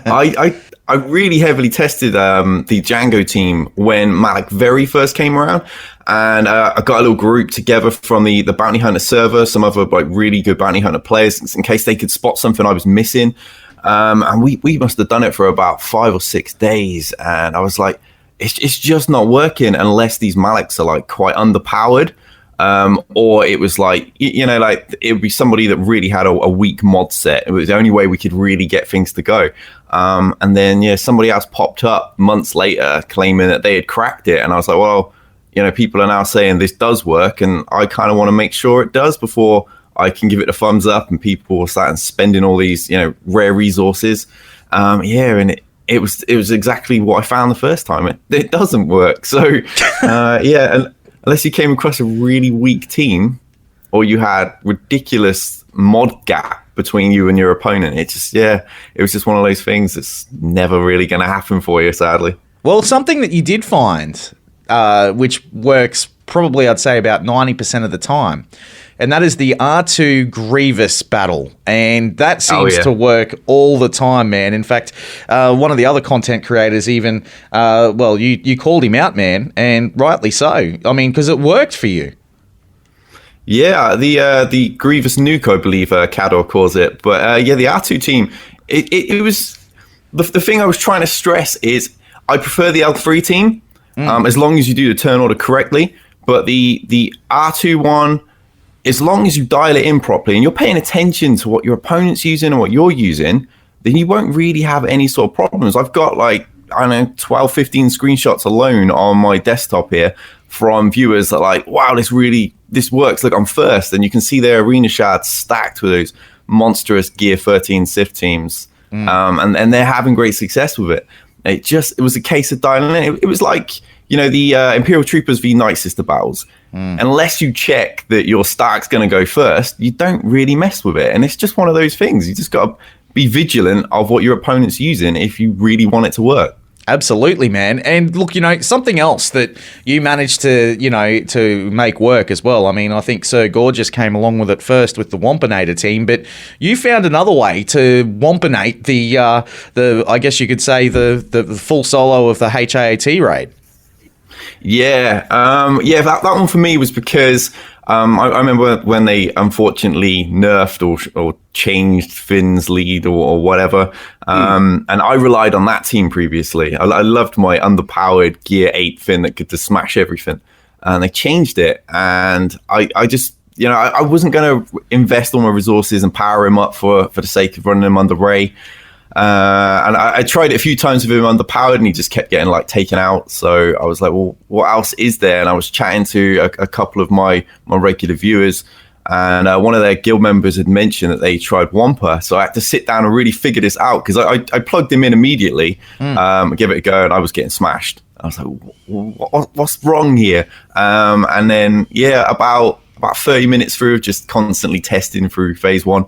Got it dialed in. Now I can just hit auto. It's great. Yeah. It's great to have a nice, easy team like that. Absolutely, man. But something else too, man, because I've got to thank you for this too, DB Official. And Paul, I'm not sure if you know this, but I actually have a Gear 12 Plo Koon. And and there is a reason for me having a Gear 12 Plo Koon, and that is for my mirror matches that I was doing when I was facing against Jedi Knight Revan, when that was the meta. And DB Official, man, you got me that, so thank you, brother. Plo Koon is awesome, dude. I was so fed up with those horrible mirror matches, because if you watch my streams, you know it. My Shad, they all have those like 170 speed mod sets. I'm down there with like 128s to 140. I can't compete on a mod basis. So it's like, well, how can I get in front of these teams and get that second wave of attacks first? And we really quick, DB. I just want to point out that you are like a lot of us. You're not you're not sitting there simming and doing mods 90 million times a day. Yeah. just to be able to say, oh, this and this. You have an average man's mods, and that's what I love about your channel, is that you're not saying, oh yeah, you have to have 5 25 plus speed mods, and the wind has to be blowing in a westerly direction. I try to create what I call the realistic videos for the average, the 99% of the player base, because that top 1% that have that crazy stuff, or pretty much anything works for you guys. You can just plug great mods on your rebels and take out top teams. But for the rest of us, where our opponents are always going to be faster, and there's always a bigger whale on your Shard, it's not easy, because mods are random. And what can you do about catching up? Man, and that's where that Plo Koon team came into it. And, man, I am so proud to say that I have a Gear 12 Plo Koon, and that's thanks to DB Official, man. That's the reason why I have it, is because of you. And, man, I'll tell you, that team absolutely destroyed. It got me to number 1 all the time. And the thing was, too, was that you had to wait for your cooldowns, too, didn't you, DB, to bring in your Kenobi back so that you could stay at number 1. Yeah, that was the thing. You bring Kenobi back, plug him back in at the end on defense and stuff, and you'd be fine. I still use my Plo Koon to this day. I don't really use him with Revan so much now, because obviously we've got other options for facing Jedi. But I still bring him into on all my Grand Arena streams. I can plug him in somewhere, because there's so many Jedi in the game. Galactic Republic teams now as well, and he still has that purpose. Throws that TM on your team, and you just start shredding people and taking off all the all the buffs, even through Foresight. That's super valuable. Yep, that's what he's good about, and he doesn't need a rework, does he? He's fine. He's good with the way he is, I mean, he could hit it a little bit harder, but hey, it doesn't matter. I mean, he strips the buffs. He brings the turn meter with that third ability that he has. Man, it's awesome. Yep. Yeah, so it's all that's needed. I stick in with Ahsoka a lot of the time. Yeah. Because then the two of them, that there's no tanks in the world that can control your team when you've got both of them there, because they're just both constantly removing any taunts. And I have so much success with that team, actually. I run, because my Padme's trash, unfortunately. Too many chiro-techs needed. So I run Kenobi lead with Anakin, Ahsoka, Plo, and then just whoever I feel like plugging in with them. Nice, man. That's a cool little theory crafting team there. If you don't have Padme, give it a go. It'll probably work for you. There you go. You heard it first from DB Official. But, man, I want to move into the Gear 13s. And you did a great video just recently about the top 10 early Gear 13. So you should be looking at doing if you're going to be going to Gear 13 and you're looking at your chiro-techs and things like that. Man, there were some great characters within that video, but there was one that I thought that is kind of missing from the whole thing, and he's someone that I'm looking at doing, and that's Grand Admiral Thrawn. Yes. That one's actually came up a couple of times. I've had a few comments that were like, where's he? Where's Nest? There's a couple of like big omissions from the group, and that's because originally I started with a list that was about 20, 22, something like that, and I was like, well, I got to try and trim this down.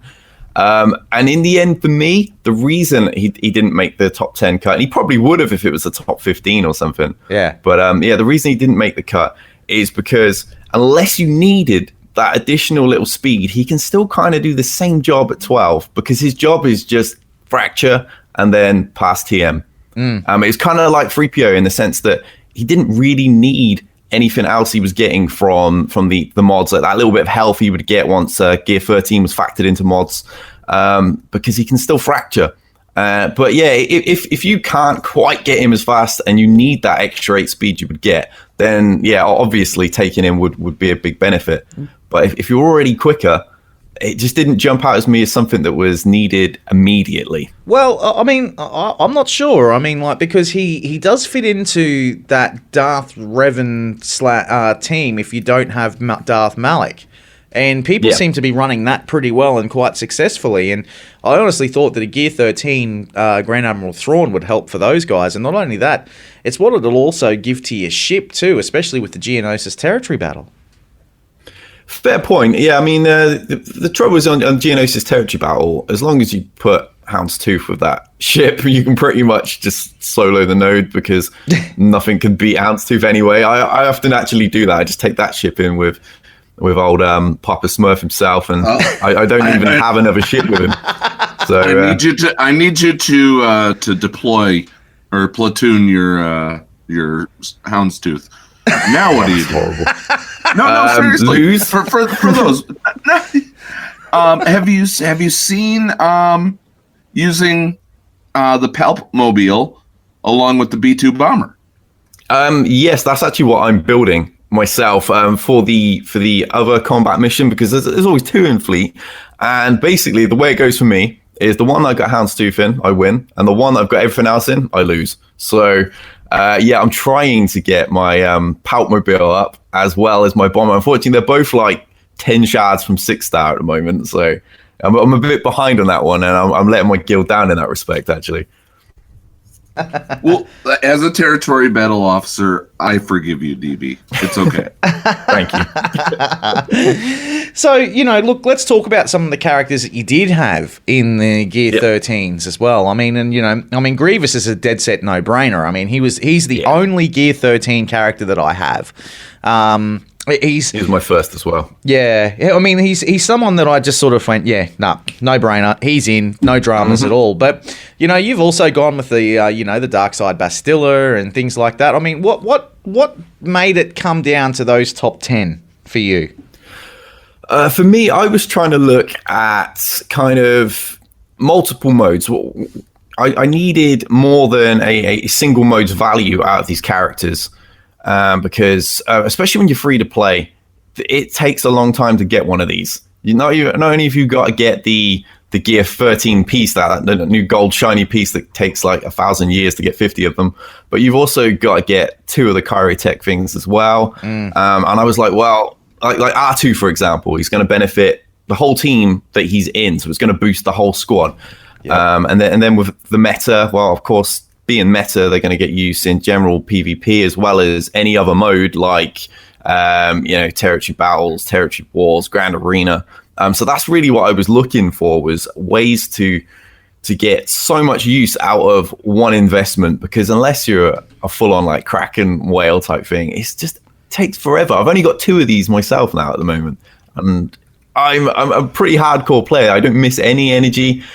And I'm not even close to my 3rd Gear 13 yet. Well, R2 was an interesting decision for you. I mean, like, I mean, until you explained it, like you did just then, and you explained it in your video. I mean, I'm sure there probably would have been a few people that would have been scratching their heads thinking, hey, hang on, R2? What? Yeah. Oh, for sure. I remember when I was putting the list together, and he was like one of my controversial picks. There was a couple of others that like got cut out last second. Yeah. And he was in and out of that top 10. But the way I saw it was like, for example, my resistance always underperform. They're all like 12.3, 12.5, and they're so soft.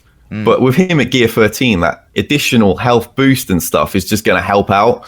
And it's going to carry some of those weaker teams through. So I thought, there's just really good value in that one Gear 13 because it's boosting 5 characters, not just one. DB, be honest. Where did Plo Koon really come in? Right, in the Gear 13. Yeah. Yeah, he didn't even become a blip on the radar, unfortunately. Mine's still Gear 11, and he does the job at Gear 11. So yeah, kind of like C-3PO. It's going, I'm sure that'd be cool one day, but right now, yeah, he's not around. Man, look, there was something else I wanted to throw out there, and you maybe heard me about this in the in the intro when I mentioned this as well. I mean, Smithy D was one of the great British guys that was out there doing great content, and you've kind of stepped in and filled his shoes, man. And I mean, is that something that you feel that that you've had to do as well? British needs to be represented. Yeah, there's a little weight on my shoulders for that. I'm actually good friends with Smithy. He found my channel on Twitch back when I didn't even know there was a YouTube community. I was over there plugging away. It wasn't in a catalog. There was nobody else streaming it, and I was kind of like trying to build it up from the ground up. And Smithy popped in, and my viewers started freaking out, and I had no idea why. I didn't know who anyone was. I'd heard the name Mobile Gamer once. But I thought based on his name, he was probably playing like big mobile games. I had no idea he'd be playing this game. So yeah, and then we were trying to work together as usual with my scheduling. Never worked out. Either mine or his would screw it up. And then he just like vanished. Yeah. And everyone was like, well, it's on you now. Yep. And I was like, well, surely there's other big UK creators, and nobody seemed to really know any ones in the spotlight. It was the only game changer, and I was like, well, I best kind of step this up.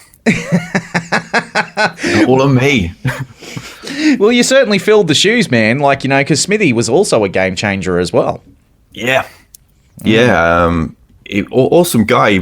He was one of the ones that really reached out to me when I first got into the program because he obviously already knew me. Yeah. A lot of the others, they hadn't heard of me until I was in the program. But Smithy knew me before that. So yeah, it was kind of nice already knowing somebody. I haven't already spoke to someone quite regularly when I first came into that pack of big names, and it was quite overwhelming at first. So yeah.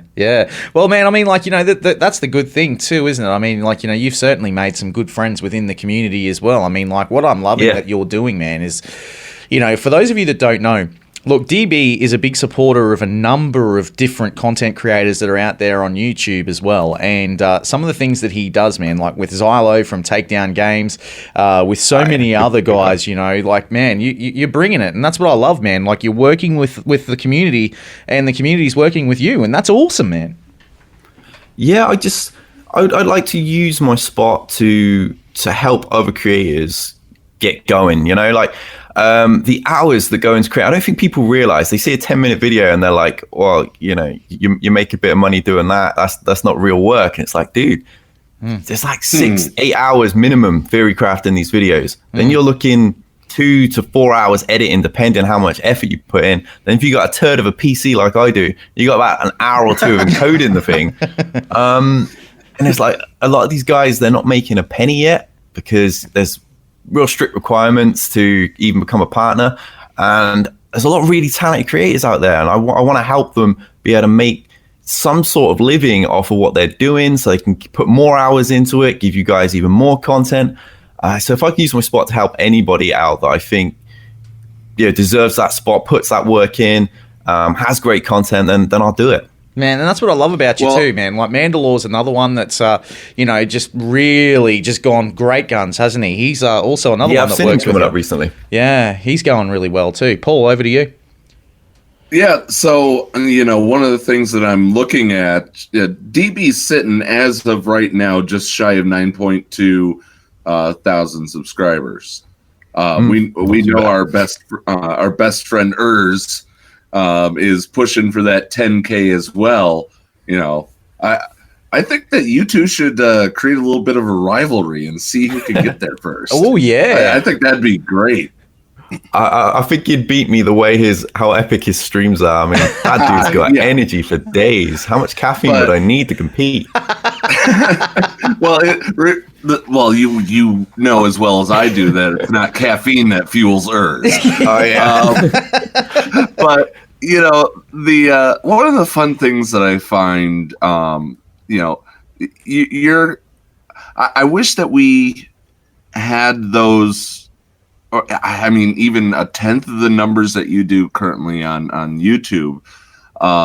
But you kind of paved the way for what we do as well, bringing up the smaller communities, bringing up the smaller,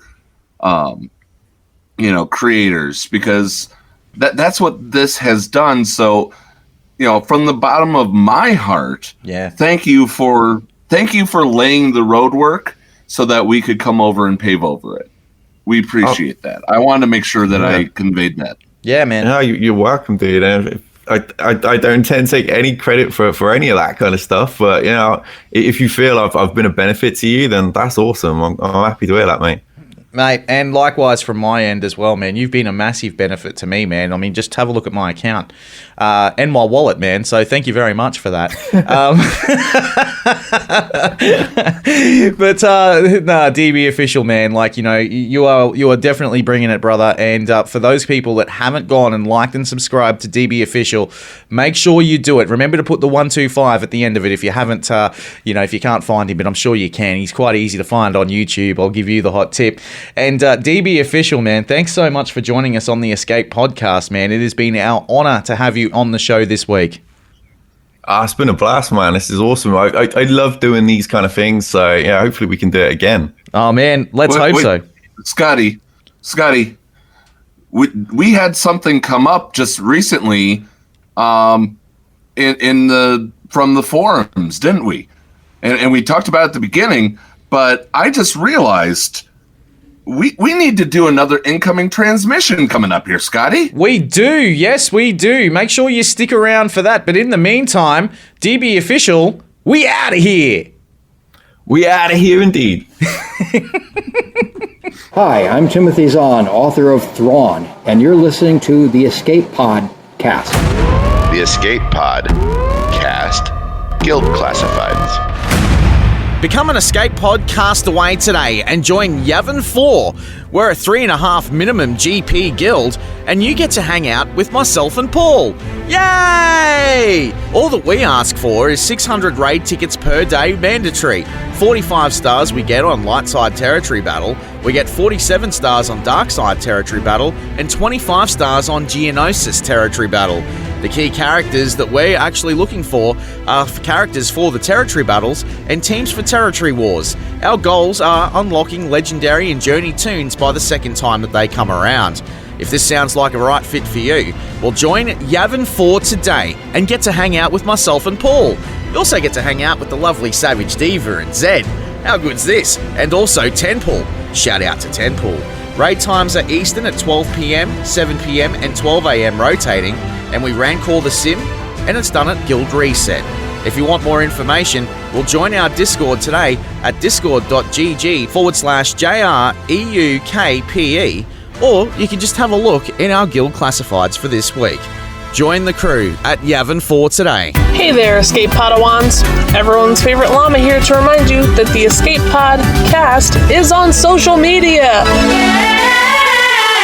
That's right, we're on Facebook, we're on Twitter. So give us a like, give us a follow, and stay up to date on all things in-game and in the Escape Pod. Our account links are down in the description or on our Discord server in the Show Links channel. See you on the net. Micaeus Modding Mayhem is the premier remodding service for the game that we all love, Star Wars Galaxy of Heroes. With some of the most affordable rates in the industry, Micaeus will rebuild your roster from top to bottom and give you consultation on where to go from there. Micaeus has a 100% satisfaction guarantee and lots of useful additional services, including a full cleanup of your mods, loadout pages, PvP plans and more. Contact Micaeus today on Discord at all lowercase Micaeus number 0127. That's MIKAYAS number 0127, or at micaeusmods@gmail.com. Micaeus Modding Mayhem, the official remodding service of the Escape Pod cast. 1, 2, 3. Llama, what are you doing? Well, Zed, I'm trying to count all the perks that Scotty and Paul give their Patreon supporters, but I don't think I have enough fingers. Patreon supporters can get tons of rewards, and plans just start at $2 a month. 7. Wait, what comes after 7? Visit patreon.com/theescapepod to sign up. You're listening to the Escape Pod Cast. Receiving incoming transmission.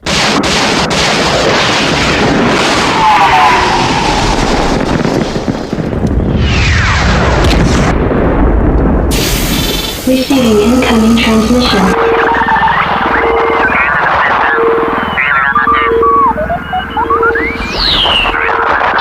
Receiving incoming transmission.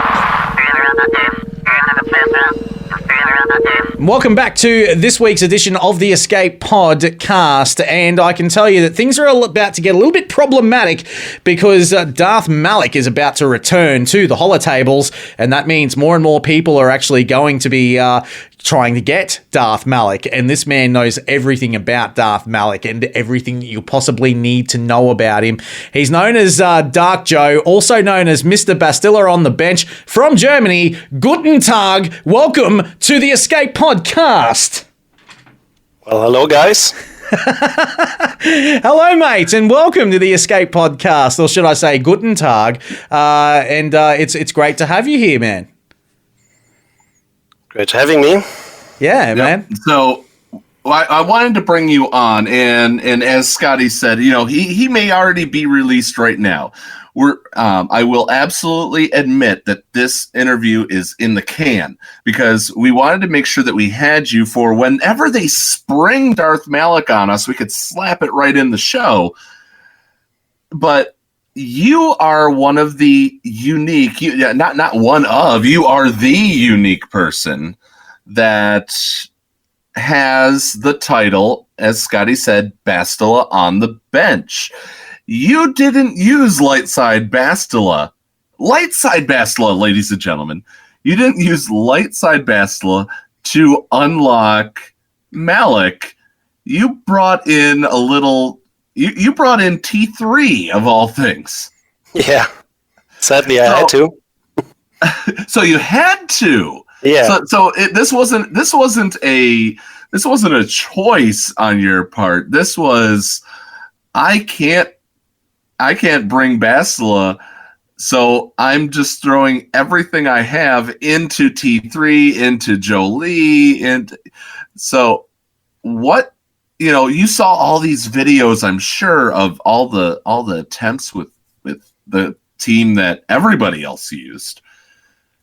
What did you do when it came to that battle meditation? What took you over the top? Give us your strategy of what you had to go with. Well, let's see. I didn't have Bastilla. First time, of course, I was watching some videos, looked up some guides. Before that, I tried some rounds, but it went pretty badly. I figured out the tactic myself, kinda, but, then I saw that no one was doing it without Bastilla, so, yeah, I had to do it somehow. Yeah, it's quite difficult. I didn't gear up Bastilla because I just didn't need her. I know she's good, but I always like to counter things in the arena. By the time the Bastilla team rise up, the Jedis, I was still sticking to my Rey squad. Yep. My Jedi training Rey squad, and it worked out pretty well. So I just didn't gear up. And yeah, when the event came, I was like free to play for. I paid quite a bit at the beginning, but I was free to play for over a year, almost 1.5 years, I guess, and didn't want to cash in, so I had to use my single Zeta I had lying around to gear up Carve. Okay. So that I could do the dark side event, so yeah. And then I was out of resources. So, hang on, did you have any Zetas on anyone in the light side to get Malak? Yes. I had the thing where if Salbar attacks, then mission will assist. Yep. This one I had, and it's quite important. Yes, it is. Without it, I couldn't have done it. So it's already hard enough. So T3M4... Actually, he's quite useless in this event. I was going to say, you did it with T3M4, no Bastilla. No Bastilla to give your team the buffs to get you up. None of that. Exactly, yeah. No offense buffs. None of that. You had Joel Lee. Let me see here. Joel Lee, T3M4, Zalbar, Mission, and who was your... Revan, yeah. Yeah, and Revan.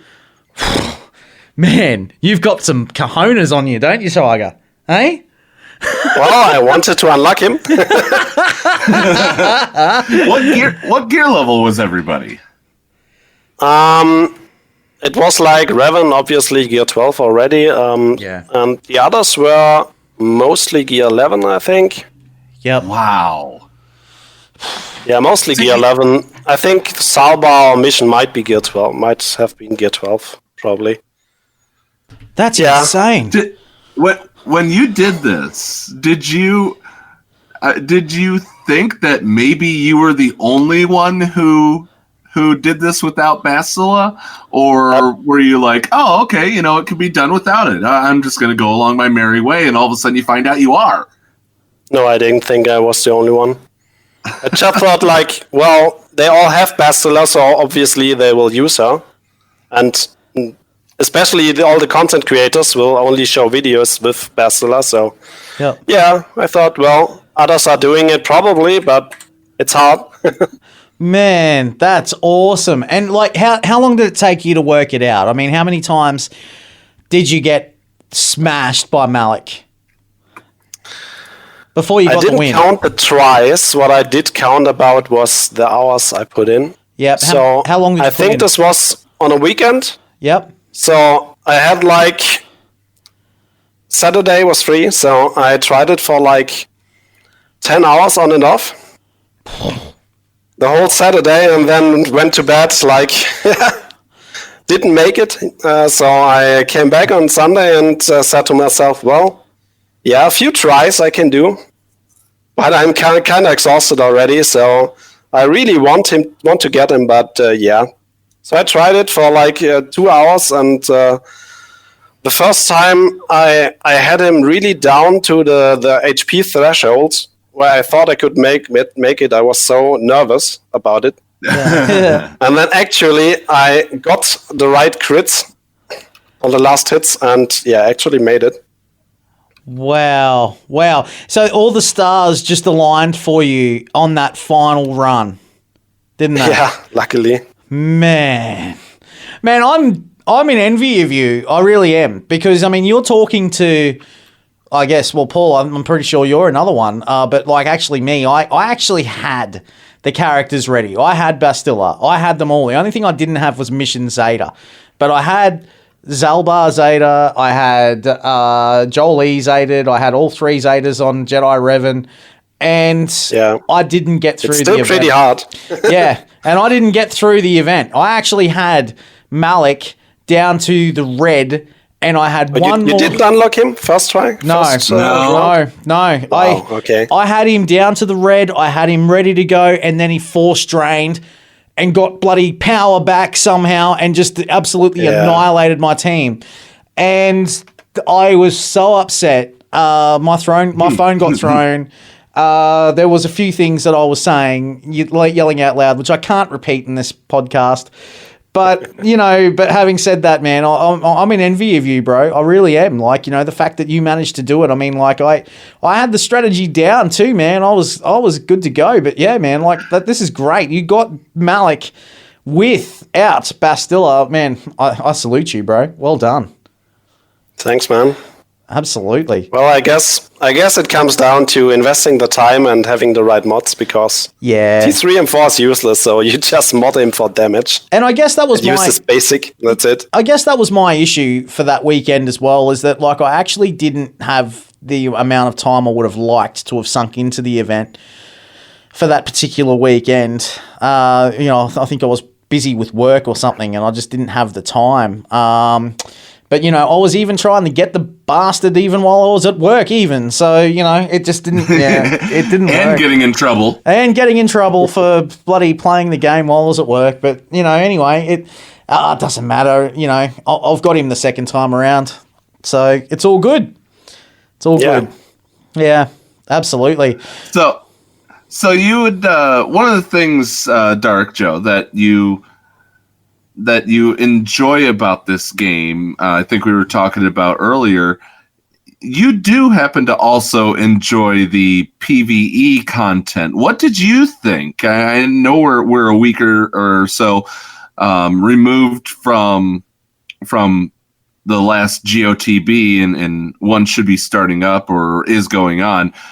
What aspects of the game drive you? You know, I want to get to know Darkjo as far as that, more than just Mr. Basla on the bench. Well, I myself am pretty competitive. So, unlike most, I dislike territory wars because I'm competitive, but I'm in a pretty casual guild where we don't even insist on the daily 600. Yeah, it's nice to have, but it's not necessity. So, it's like, I like just where I can do stuff on my own, mostly. So the new Grand Arena and the Grand Arena Championship, and the arena, just the Toon Arena, Character Arena, I like a lot. And territory battle as well, though. Interesting. What don't you like about Territory Wars? It's just because I feel kind of like my guild is letting me down somehow because we're casual, but I'm really competitive, but I like my guild, so I won't leave my guild for that. And in Great Arena, I can just do it myself, so that's nice. Hopefully some of those guild members who are ultra casual hear this and are like, oh, this guy's a superstar now. We got to step up. Yeah. You know, you mentioned casual, and you know what, Scotty, I'm going to bring it up. Are you also talking about a lot of left turn meter, Dark? Yes. Yeah, well. I'm not even going to edit that out. That is perfect. Oh man. Yeah, look, you know, I can understand that as a territory war person that absolutely loves that aspect of the game. I can get that. I can get around that. I can understand it though. Yeah. Yeah, I can. Like, you know, with being in a casual guild, I've been in similar sorts of positions before. I can understand that. However, I mean, and look, you know, if you're in a pretty high GP sort of a guild anyway, and you're casual, you're still going to get some pretty good rewards anyway if you lose. So that's fine. That's fine. Yeah. Yeah. So I can understand that. But having said that, there's just something about it, territory wars, that I love. You know, when you've got. If you can get into the right guild where everyone's sort of in sync and you can be doing your battles and having music videos going, and, you know, you guys are listening to the same music and you're all battling together, and, you know, you like a general and stuff, man, that's fun. That's where Territory Wars gets fun. And I think that's where people need to, you know, when they say, oh, I hate Territory Wars and things like that. If you're all doing it together and you're all having fun and you're on the voice chat stuff, and, you know, sure, you might get smashed, you might get beaten, but you learn from that and you have fun and you sort of go, yeah, cool, awesome. But you're singing along and you're singing like songs from Vietnam War and things like that. Like, I love that, you know, and that's the fun of how you can make the game fun. You know, and be fun together with everybody. And I love that aspect of Territory War, man. I really do. And, you know, in Yavin, like, we're starting to do that sort of stuff. And it's just good fun, you know? Like, everyone's involved and we love it. I love it. I love Territory War. I'm trying to convince Paul that it's the way to go, but he's not convinced. Well, I'm convinced as far as Zeta mats at the very, very least. And if I do really, really good, there's a chance at a third. Yeah, that's right. Yeah, that's right. But it's not just that, man. I mean, it's the fun side of it. You know, you're learning. Everyone's learning, you know. I mean, like, I love the fact that That's true, but I'm getting that kind of fun out of the territory battle. Yeah, true. Because I'm the leading officer on territory battle strategy and stuff. So I'm pushing my guild to participate and stuff. So yeah, I got another one, Scotty. How on Geonosis TB, we did like 20 stars with 190 GM guild, though. That was fine for casual guild. That's great. You just gotta push them to the edge. That's great. And you know what? Another one that's in the bloody spreadsheets. I mean, can we have a territory war spreadsheet, please? Remember, we talked to Blacken. We just got to talk to Blacken and get him to continue on that one. Yeah, I know. We'll have one. And then I can talk about spreadsheets. But, you know, look, I digress. Man, congratulations on getting the Malak, and congratulations on the 20 stars in Darkside Territory Battles as well, man. And, you know, I got to say, man. you know, congratulations on everything that you're doing. Like, you know, pushing your guild into ways that they probably don't want to go. You know, how's your guild going with the farming? Like, you know, obviously you're going to be putting sanctions on people and telling them that you need to start farming your separatists. How's that going in a casual guild? Yeah, it's not, is it? Our guild lead is quite invested on the money side as well. So he's the one who has the separatists all going. But yeah, you know, you could still get smashed down even if you have them all gear 13. So yeah, that's true. Some of them are farming the separatists. I got them ready as well. Gear 12, most of them. But yeah, it's still not going well. Yeah, I can did you beat any of the special missions yourself? No. Yeah. No. The first mission I could participate, but got beaten pretty badly. Then I saw the YouTube video about that you don't have to use General Grievous, and then you have a pretty nice chance. Yeah, I saw that. That's for the next time. But you know, I got pretty much smashed. How did you go? How did you go without Darth Malak? Without Darth Malak? Well, I myself still have him at 6 stars only, so I didn't even have him at 7. My guild in total has like 3 Malaks on 7 stars and a few on 6 stars. Jeez, that's pretty good. Yeah, it's fine, but it's like it's kind of unfun to have to play Darth Malak and your Ravens and the platoons all the time when you really need them. You do. Yeah. Well, man, look, I've got to say congratulations to you and your guild and everything that you are doing, man. Like, keep up the good work. And look, you know, we hope to speak to you again very soon, man. All the way from Germany. Mate, this has been great talking to you. Darkjo joining us on the Escape podcast. Stick around. We've got more to come in a moment. Hello, friends. This is Thaddeus from Going Nerdy, and you are listening to the Escape Pod. Micaeus Modding Mayhem is the premier remodding service for the game that we all love, Star Wars Galaxy of Heroes. With some of the most affordable rates in the industry, Micaeus will rebuild your roster from top to bottom and give you consultation on where to go from there. Micaeus has a 100% satisfaction guarantee and lots of useful additional services, including a full cleanup of your mods, loadout pages, PvP plans, and more. Contact Micaeus today on Discord at all lowercase Micaeus number 0127. That's MIKAYAS number 0127, or at micaeusmods@gmail.com. Micaeus Modding Mayhem, the official remodding service of the Escape Podcast. Hey there, Escape Podawans.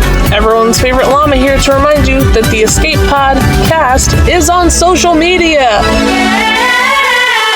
That's right, we're on Facebook, we're on Twitter. So give us a like, give us a follow, and stay up to date on all things in-game and in the Escape Pod.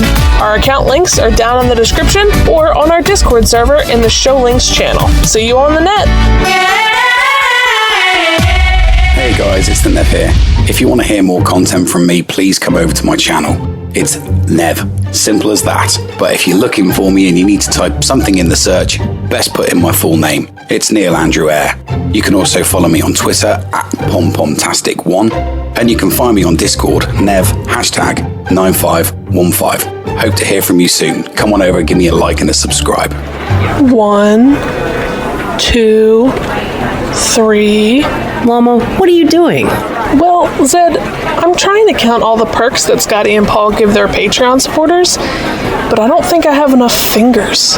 Patreon supporters can get tons of rewards, and plans just start at $2 a month. 7. Wait, what comes after 7? Visit patreon.com/theescapepod to sign up. And now time for something completely shameless. This is your favorite YouTuber's favorite Greek American Swuggo YouTuber from the greater New York City area, whose name has 8 letters, beginning with an H and ending with an X. Wanna guess who, TC14? Come on, guess. Horsebox. Try again.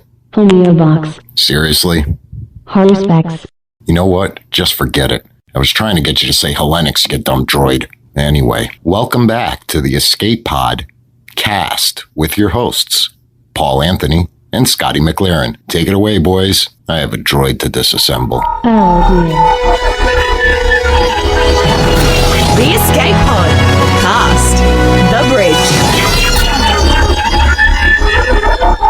And welcome back to the Escape Pod cast. And look, guys, you know, what a big week it's been. But Paul, how are you going with Darth Malak? What's going on? Hang on. I've almost got this. You know, listening to Mr. Bastilla on the bench, Darkjo just now. You know, I think that pretty much has solidified. Oh my gosh! This is getting real hairy. This is getting really, really hairy. Scotty, take over for a sec. Okay, man, no worries. Well, look, you know, guys, it's been a massive show this week. We'd like to thank everybody for coming out on the Escape Podcast for this week. And big thank you to all of our Patreons and also all of the guys that work so hard behind the scenes, like the Llama and also the Zed. You got it! Yeah, boy! I got him. Yes! Yes! That means we both have Malak now. Take that. We're ready to go. Yeah. Well, after we get another 7,050 currency. Yeah. But nonetheless, Scotty, one person we definitely have to make sure that we shout out. Happy birthday to Tenpool. Oh, yes. Big shout out to my boy Tenpool. Hope he's well. Happy birthday, Tenpool. Hope you're having a good time, champ. And, you know, something else too, man, that we've got to do as well is that, you know, I also wanted to send in a shout out to Darth Seabrus. He's the one that actually shared that Bulldog video with me, man, throughout the week that I spoke about earlier with the Nev. And, you know, guys, that Seabrus, man, thank you, brother. You helped me get me my Darth Malak, bro. So thank you so much. And also a big thank you to Heinzie and Nevrock. And look, the battle continues to rage. Who is the real Nev? Is it Nevrock or is it the Nev? Who knows, man? But you know, we can discuss this a little bit later on, brother. But the Australian crew, it's great to have you guys on board, and great to have everybody listening in, no matter where you are in the world. It's fantastic to have your company on the Escape Podcast. And look, you know, on behalf of Paul and myself, we really, really thank you for tuning in to this very show. So thank you, guys. Yeah, it's absolutely a pleasure to be able to do this week in and week out. You know, and the fun thing, you know, every once in a while we have to delay or we have to record our shows ahead of time, and you guys show up, even if we do have to pre-record the shows. Spoiler alert, like today that we've done. Yeah. We're doing this in the early morning on Friday. So if we missed something, there may be an Escape Podcast extra coming up if something huge came out. But nonetheless, if there's not, then, you know, this is the episode for this week. But, you know, the fun part is that you guys show up for us, and we're so appreciative of that. One thing I do want to mention, and I'll throw a link in the listener lounge, and I'll also throw it in a description later, hopefully down in the comments of the subscription, or you know what I'm talking about. One thing is apropos daughter, her birthday is to me tomorrow, I believe it is, and she doesn't want presents for this year, Scotty. Oh, apropos daughter she suffers from a rare medical issue, and she's not doing a GoFundMe. They're not doing. Apropos family does quite well, but I also want to make sure that we wish Apropos' daughter a happy birthday. And if you guys can, she's doing a toy drive and a book drive, a little fundraiser for kids in hospitals, just like she suffered through. Okay. So, I'll put the link out there. If you guys can help, we, the Escape Podcast, you and I, Scotty, we both divvied up $10 US, and we sent it over to them to make sure that, this gets off the ground a little bit more than it has. But I give a call to action. This is your call to action this time around. If you guys have the ability to help, go send it Apropos' daughter's way. Yeah, absolutely. Definitely give her a bit of a hand. That is sensational work that she's doing. Good on her as well. That's brilliant. So nice to hear that. And, some beautiful, beautiful people in this community, I'll tell you that. And, that is sensational, Paul. So, yeah, please make sure that you do give her a hand, because that's certainly a well worthwhile thing. Paul, look, before we do get out of here, man, I did want to just say that as we speak, man, I'm currently doing my missions for the Dark Side Territory Battle, and man, I'm so far 3 from 3. I've been waiting for this because it's almost post time. By the way, Scotty, it's almost post time. That if whether or not we get a start, and we're so close. What are you doing? Well, you see, this is the thing, man. Like, I've been actually doing my missions, man, and I'm doing them right now as we speak, because I know that you get angry if I don't do them, and rightly so. But I'm currently 3 from 3, man. I'm 3 from 3. I'm doing all right, bro. I'm doing all right. So, if I just get through Padme, I'll be very, very, very happy here, man. Just got to get through her, and then that'll be 4 from 4. So, yeah, just got to beat her. That's all I need to do. So, yeah.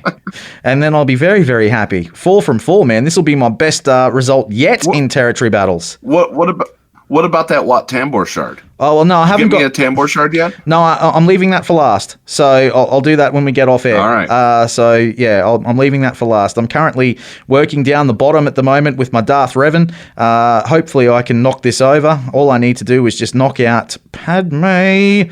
Oh, you got to keep your Darth Revan? Oh, isn't that nice? Oh, no. Aren't you very nice, Paul? You're a very, very nice man. And, oh, no. Oh, no. No. No. I think my run's about to come to an end. I've come across Anakin and Padme. This is not good, Paul. This is not good. Oh, no, they've become entrenched. They're going to kill me. Please don't kill me. Oh, you bastard, Anakin. I hate you. All right, that'll do it. All right. All right. Well, we're going to sign this off in a special way, especially because of the guests that we had. This community is so great. And we can't.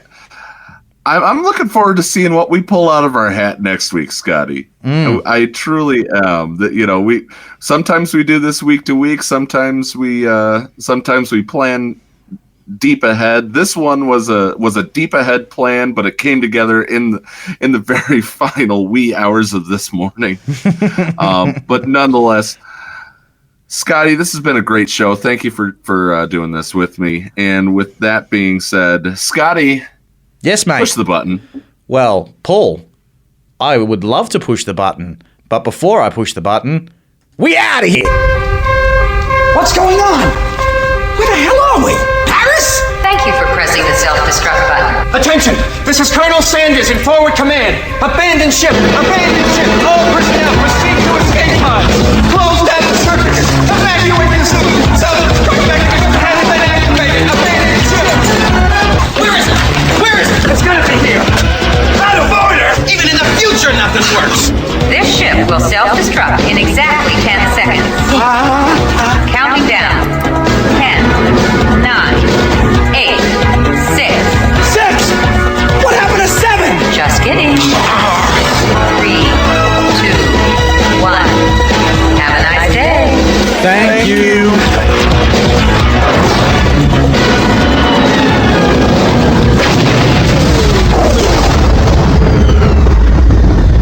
Hello Hello, friends. This is Thaddeus from Going Nerdy. The Escape Podcast was filmed in front of a live studio audience full of tweaked out murder bears.